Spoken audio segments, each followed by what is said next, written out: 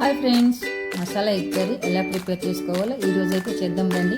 ముందుగా ఎగ్స్ని ఉడికించి పొట్టు పక్కన పెట్టుకోవాలి. ఉల్లిపాయ, పచ్చిమిర్చి, కొత్తిమీర, టమాటా అయితే చాప్ చేసుకొని పెట్టుకోవాలి.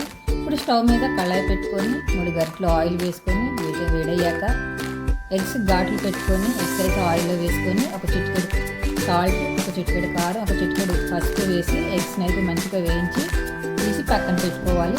ఇప్పుడు అదే ఆయిల్లో పోపు దినుసులు వేసి వేగాక ఆనియన్ అయితే వేసి మగ్గనివ్వాలి.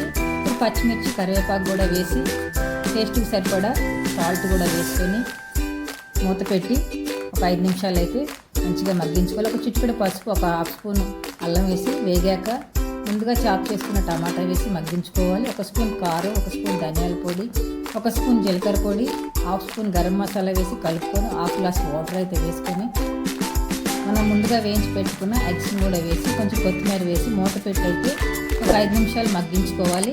అంతే ఫ్రెండ్స్, మన టేస్టీ ఎగ్ మసాలా కర్రీ అయితే రెడీ అయిపోయింది.